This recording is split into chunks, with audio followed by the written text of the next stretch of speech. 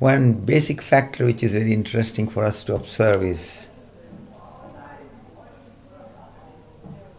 other living beings, except human beings, don't feel loneliness.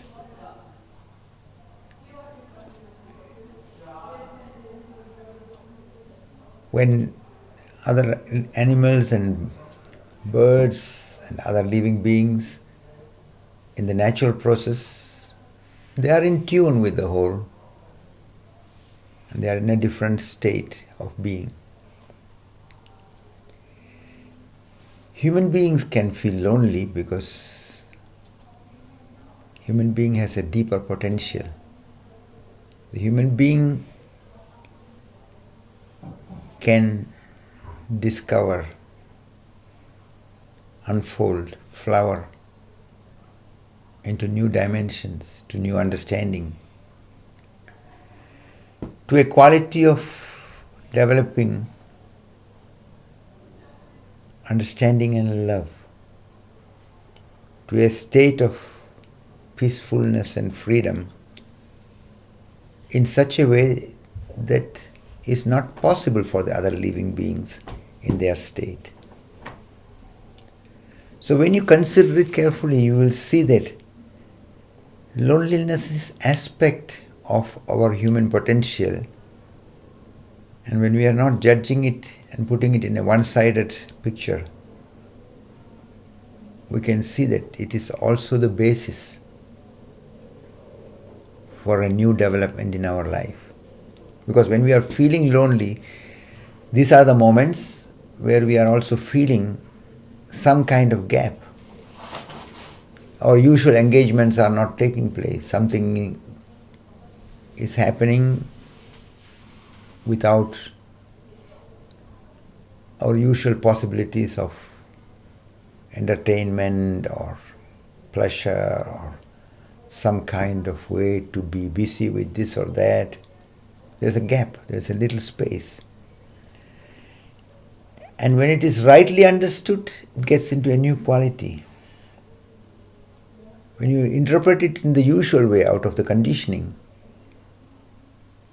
out of the standards and values which we are used to, then it looks so dark. Oh, something is missing, somebody is not there. It's something sad, something painful, and one can fall more and more into this kind of judgment and the conclusions around it, that it becomes more a dark hole. One gets encapsulated in it. But when you don't settle with this kind of judgments and calculations, but starts considering, what is it really? What am I feeling? What is the nature of this, what I feel as loneliness? When you start bringing your attention to yourself in this way, this turning the attention, not only to think about it but to face it in a more direct and deep way, it becomes a turning point in your whole life. Normally we are used to an outward oriented way of going about life. We are always expecting something to come from outside, that this should happen, that should happen. This has to be achieved, this has to be proved, this has to be fought against. But when you can start questioning your usual way of judging and labeling, and ask oneself, how do I understand things? Is my way of understanding a real understanding? Is it really true the way it appears to me? We normally are not used to questioning like that. We are used to believing that the way it appears to us, this is reality, and settle with that belief as if this is the absolute reality, this is the absolute truth. So, very few people come into this careful consideration because they are remaining outward oriented and they are only trying to fill the gaps. When they feel lonely, if they are following the usual pattern of reaction, then they come to this state where they believe, oh, now I have to find somebody, I have to do something, I have to make something so that it's not feeling so boring, so uninteresting, so lifeless. And they are always looking for some kind of entertainment, some kind of engagement, some kind of thing to hold to. Except when one starts considering it in a more wakeful and deeper way and realize that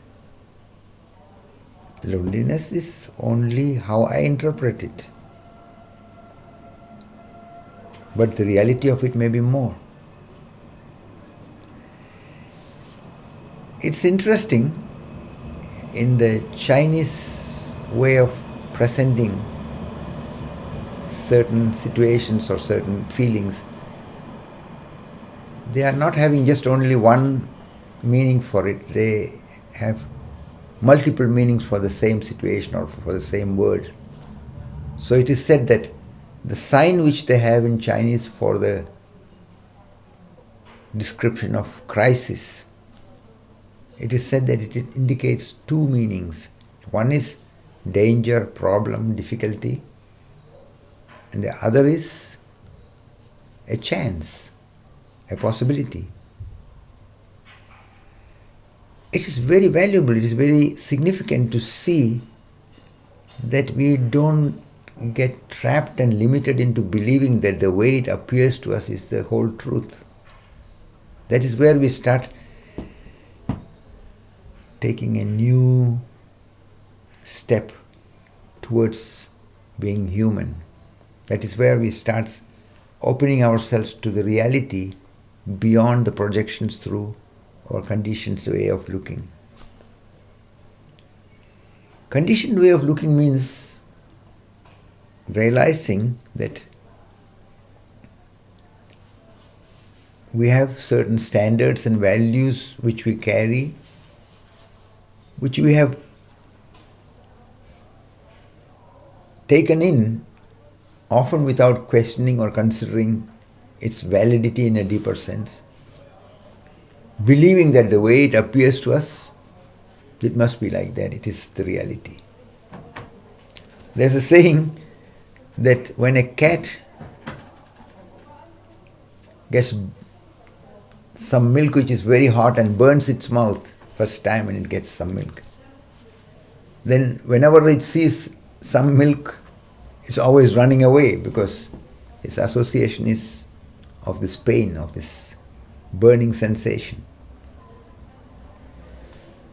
And when you look carefully, we humans are reacting more or less in similar ways. We have certain experiences in the past, and when we come to similar situations, we automatically define, label it in that way, and react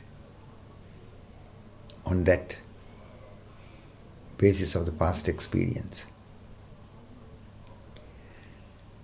But the human being has the capacity and the need to question. Is this automatic reaction which is coming up in me the real answer to this situation? Is it coming from my intelligence now? Is it coming from my understanding of the reality now? Is it really a healthy reaction? Is it really good what I'm following in this way? When you start questioning and considering in this way, you suddenly realize, no, I have to look in each situation differently because it's never the same thing. It's always new developments, new constellation, new situations. And the more you start considering like that, your vision opens up. You start discovering many things. Previously you were following almost on a robot-like level, just like the animal reacting in certain ways and behaving in a very fixed way.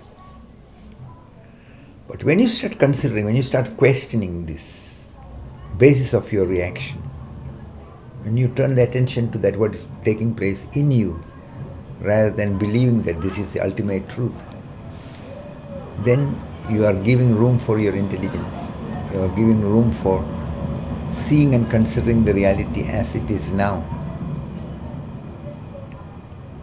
And that is how you start discovering life. That is how you start seeing that no two situations are the same. There's always some nuances, some differences. Even though in certain ways it appears so similar, it's not the same. There is a very interesting saying from the Greek mystic Heraclit, who says, one cannot enter into the same river twice. Valuable to consider, because the river is going on flowing. Apparently it appears it's the same river, but when you look carefully, you see the water which was there before, now it is somewhere else. You are having new water, new combination, maybe new constellation of things which are involved in it. It's not the same. Can be different factors working in it. Apparently it looks it's the same river. And those who have been looking carefully and considering it have been also seeing that it is not only the river is going on changing and moving, it's also the one who is going into the river. His or her feelings, his or her inner state, the body state, it's not the same. Everything is going on changing. So a human being who becomes more alert starts discovering the nuances of life, the depth of the reality, and see that it is not just a one-dimensional reality we are living in. It is a multi-dimensional reality.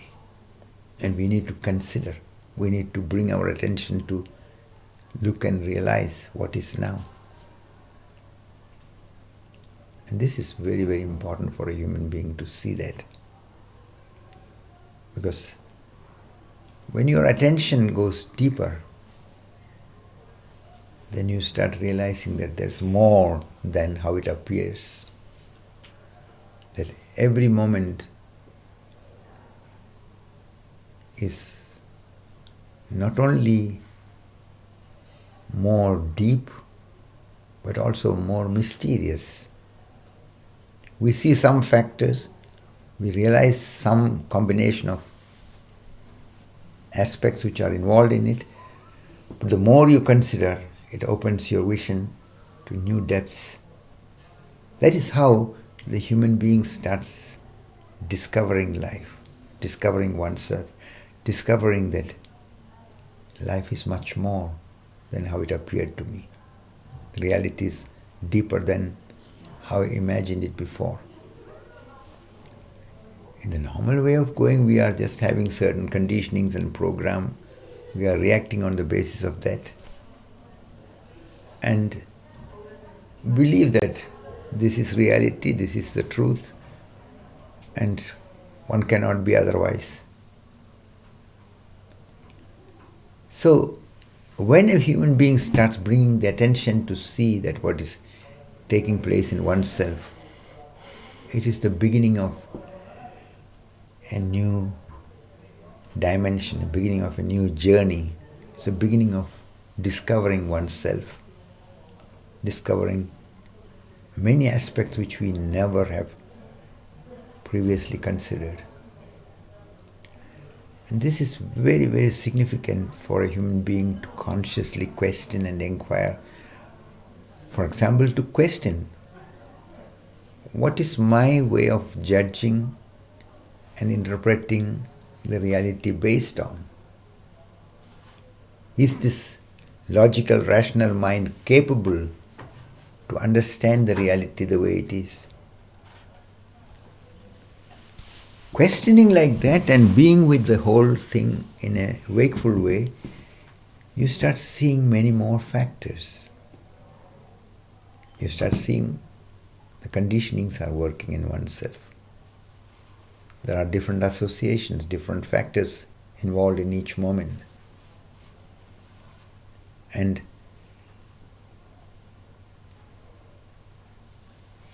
one has to be very alert when one wants to really see what is sensible now. Then you can see that you cannot go with some fixed ideas of what is good and what is bad and what is right and what is wrong and go in a robot-like level and be really living in a healthy and sensible way. The more you consider, the more you realize each situation is to be newly considered. Each situation has to be confronted in all its nuances. And it is becoming aware of the nuances which makes the human being more human, more capable of living the intelligence, more compassionate, more creative. So this is very, very important to realize this, that we have as a human being to begin to question and discover the nature of our reality. So in this perspective you can see that what we feel as loneliness is not just that negative feeling and shadow state. It is also opening us to us an opportunity to question, to discover. And when we are not going into the usual way of running away and avoiding these kind of feelings, because when you are insisting on holding to this habitual way, then you may look for some engagement. If it's not other things which are entertaining and interesting which is available, then you start looking for some drugs or alcohol or something to pass time. And you can find in television, in social media, in all kind of ways, things to engage. But very often you can see that this is a way to really avoid the understanding of what is it that what we feel as loneliness. What is the reality behind it? Questioning all this, what we carry and we judge and we label, and questioning its one-sided way of going about it, it opens us to the wonder that life is, to the mystery that life is. Otherwise we are going in a very childish way, to put it in a mild sense. Because a human being is not meant to just pass time and to finish life in a way as if you don't have any responsibility. A human being has to understand oneself, understand life. And we have the capacity that we can watch our own thoughts, our own feelings. And through this, that we are able to watch it without following it blindly, without suppressing it blindly, we come to discover that we have a possibility to direct our life energy towards light or towards darkness. Towards light, it's an uphill task, because what happens automatically is that our energy gets pulled into the habitual reaction patterns, and very often it pulls us into negative reactions. When it is interpreted as loneliness, then we say, oh, I'm missing this, I must have that, I must achieve this, and I have to find something. So we are only focusing on what we don't have and slip more into a shadow state. But when you are observing this and recognize that there's something more, something deeper, something which has to be understood, and then it is like you find a key through which you open different doors. And then you realize it's a master key. It's not just only to open one door. The capacity of observing yourself, capacity of consciousness with which you can mirror your thoughts, your feelings, your undercurrent factors which are working in you,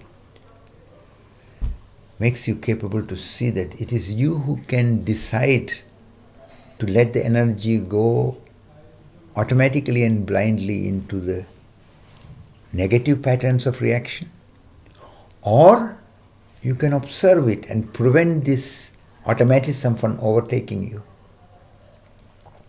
and thereby give the energy a chance to move and manifest in creative, in positive ways of living. So this is what gives you primarily the chance to be a master of yourself, to be free, to be orienting healthily, intelligently in life. Without this conscious orientation and step, we are just following certain patterns blindly, and that is not the state in which a human being should settle. Because in that state we are believing as if we are just helpless, we are just victims, we are just incapable of doing anything different than what we are doing. And then it's a resignative state of a victim. It is not the right understanding. And that is what you will also discover more and more when you question and confront these issues very wakefully. I've heard a very well-known joke. It's a joke about the possibility of going childish in our way of understanding. In the Sunday school, the teacher was telling, the priest was telling everybody that you should do at least one good deed a day. And next week when you are coming, you can speak about it. So every day do at least one good deed, and then we can consider it again next week. So next week when all the children came again to the Sunday class, the priest asked everybody, have you all been able to do one good deed for each day? Some said, yes, I have done this. I could do some days something, and different ways, different people reported it. Then the turn of Paul came. Paul said, I did it, but it was very difficult. So the priest teacher asked him, what is making it so difficult? What did you do? He said, I helped a person to cross the street, an elderly person, because the priest was giving that as an example, and he exactly did that. Then the priest was even more surprised. He said, why is it so difficult? He said, you see, till yesterday I had forgotten to do something, and just yesterday I remembered, I have not done anything. So I went out and looked and saw there was an old man standing exactly as you described. And then I brought him to the other side of the street, and then the teacher was even more surprised. What is so difficult in that? He said, the thing is, he didn't want to go to the other side, and I made him do it 7 times for each day. So, in a way, superficial understanding means just following certain things in a robot-like level. It is very childish. A human being has to become aware of the nature of our understanding. That is why it is said that when Lao Tse, the Chinese mystic, was requested by the emperor to write a book, he refused to write and saying that it is not possible to write a book about this. The emperor was a great admirer of Lao Tse. And one day when the background story goes like this, one day when Lao Tse said, now my time has come to leave this body, I will go to the mountains and leave the body there, and that is the end of this being here. So, as the emperor heard of this, he sent a message to all the border posts saying that Lao Tse should not be allowed to cross the border post to go to the mountains until and unless he writes a book. So that is the story behind this very well-known, precious book, Tao Te King. And it says in the very beginning one thing, which says the truth cannot be said, and that what is said is a lie.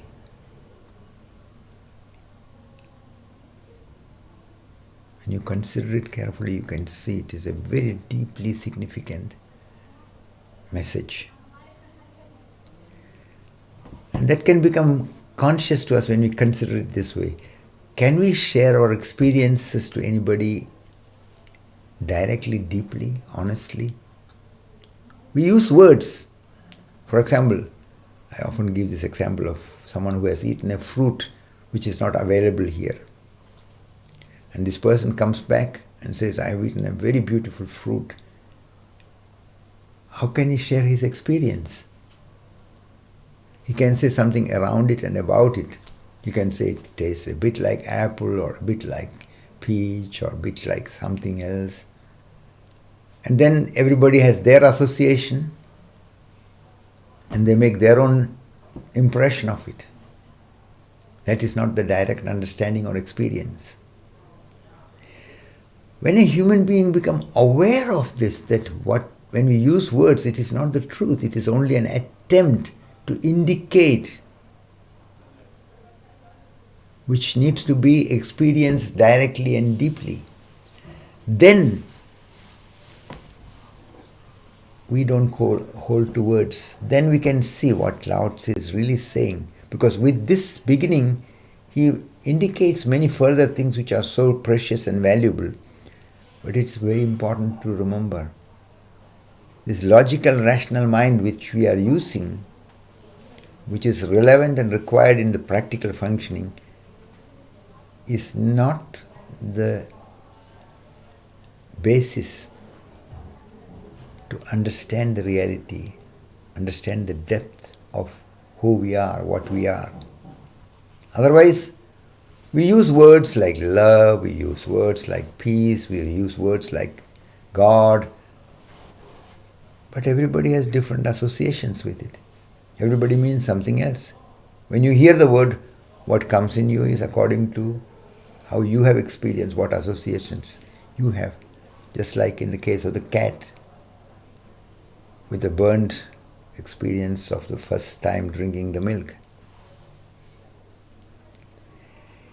We have to become very alert, and this is the initiative which we have to take. And this is what makes a big difference, because when you are present, you are wakeful, you are ready to consider things more wakefully and deeply, then you not only discover the limitations, but you also discover many new possibilities. You start understanding yourself and each other more deeply. For example, you start seeing how everybody has their own conditioning. You start realizing that when you attempt to communicate, the communication is an attempt, but everybody takes each word differently. So, although in functional areas, when it is to deal with material things and doing practical things in the world, communication on that level is okay and relevant. But when it comes to deeper aspects of life, we need to understand that the words cannot be the basis. And that is where the individual initiative and the experiencing of the reality becomes so urgent, so important, so decisive, so much needed. This has to become very clear to each individual.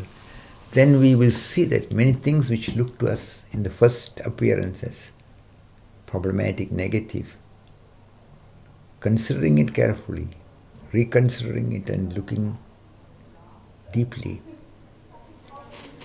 it becomes possible to see that there is more to it than how it appears. And this is also what finally opens us the door to consider each other more sympathetically. You see that when everybody else has different conditionings, they are also having their limitations till they come to realize that they are conditioned. Then how can you compare? How can you judge? How can you punish? How can you go about things in a blind way? You see that the other is also in a way helpless. So the understanding and the insight into the nature of how our mental process is working through direct confrontation with it enables us to become alert and discover another aspect of how we manifest our life energy. Then you see that our life energy is manifesting in different patterns of reaction. When we are reacting in friendliness, reacting happily, reacting with compassion, with friendship, with love, it is one way to manifest the energy.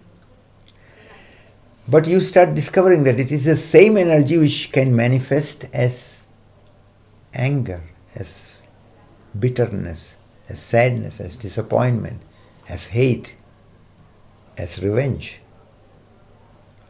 Then you see that, oh, I have a real responsibility. I have to take care that I don't let the energy get trapped unconsciously and automatically in negative reactions. This is where you start becoming truly human. This is where you start taking the responsibility and see that I am capable to give my future a direction. The past is gone, the future is not yet there. But you live the present, and when you live the present consciously, you are giving a direction for the energy, direction for what comes in life, and how you can deal with it. This understanding of oneself more deeply opens us also to realize that we are not really alone.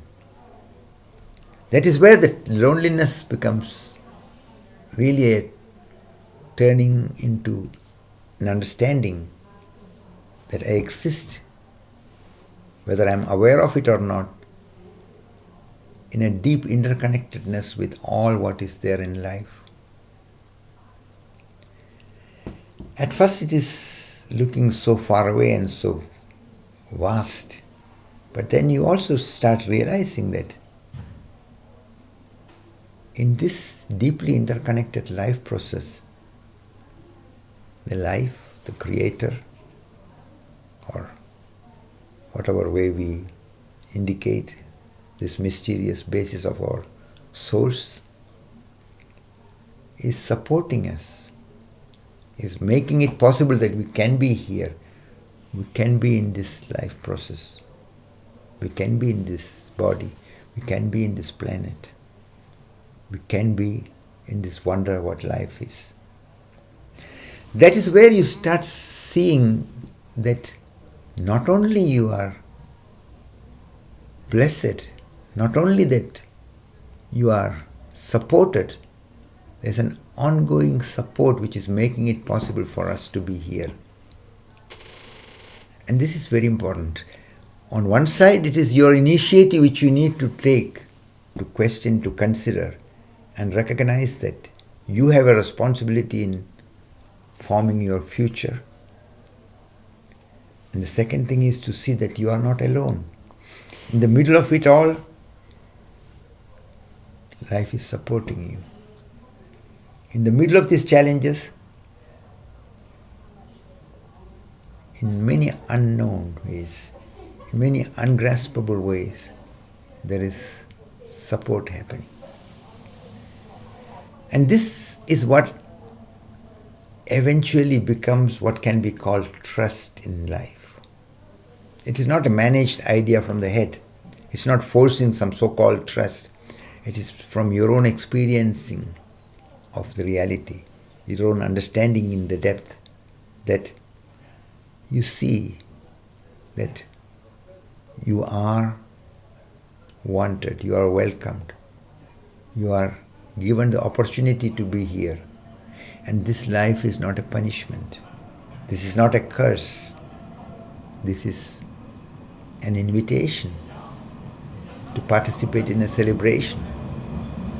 It's an invitation to discover. It's an adventure of understanding and flowering in love, flowering in peace, flowering in joy, flowering in freedom.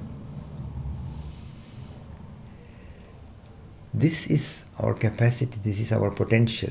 That is why learning to confront the challenges in life the right way becomes very, very decisive.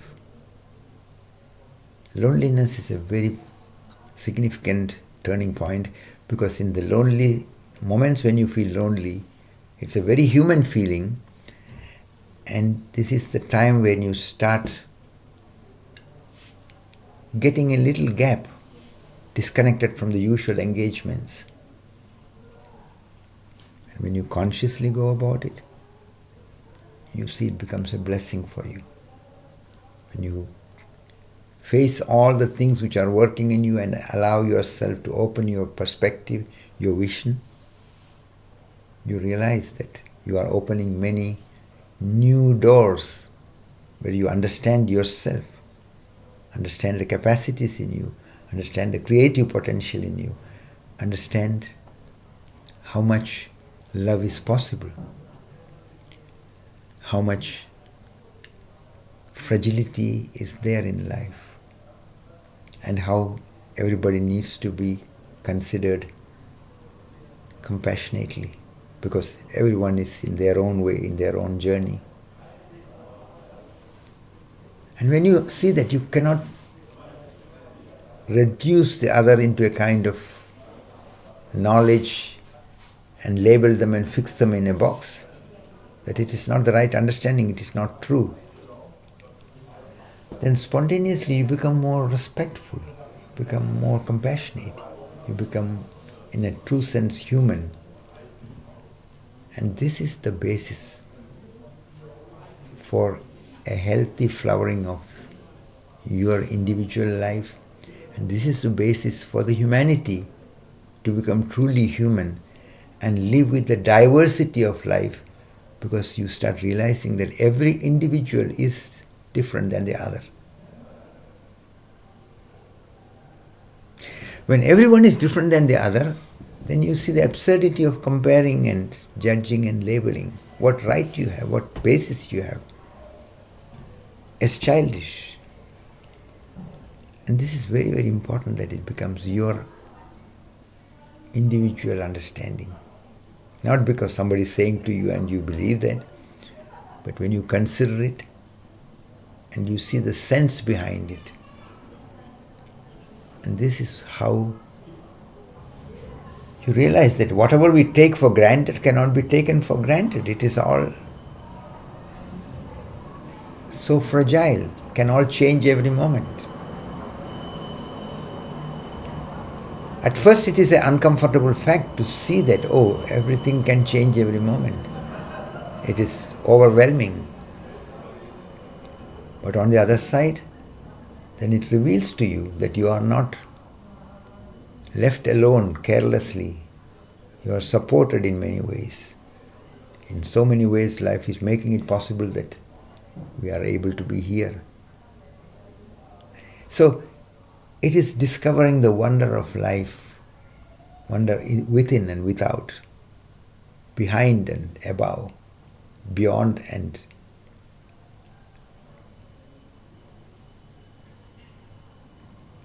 right in front, in yourself, in the other. Then when it becomes your experiential understanding, and that is why I remind so much on the significance of experiential understanding, so that it is not just words and concepts. And that is also why I find it very, very valuable that one considers these indications of Lao Tse, where he says the truth cannot be said, and that what is said is a lie. It is not that anybody is trying to tell a lie, but everybody is interpreting each word in their own way. So you don't really understand through words. The words can give you an inspirational support. You have to move. You have to go into the experiential understanding, which happens when you are not projecting and labeling. This is our chance as a human being to awaken to the wonder, what can be called the divine wonder of everybody. What can be called the sacred basis of the whole life. When it becomes your experience, the best in you will begin to manifest. That is why I often say that there is no bad people and good people. Everybody is basically good. The so-called bad are only those who have not yet come to understand life in the right way. Therefore, my indication is we should not follow the approach of blind punishment, which is more following the tendency to be revengeful and act from the hurt state, rather than understanding the situation and looking how to help the other who is trapped in some misunderstandings to see again, to realize what actually is. And it can become possible when you experientially understand yourself and see that through this understanding, the best in you comes to manifest. The goodness comes spontaneously through your understanding of life.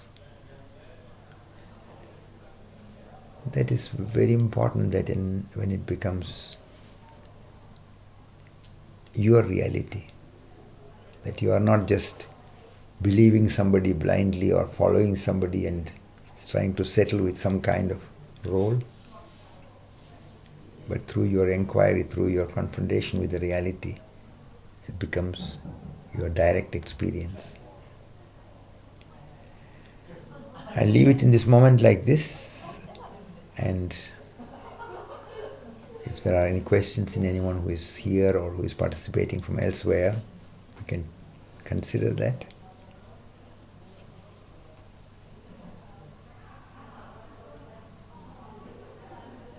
Is there any question from anyone elsewhere?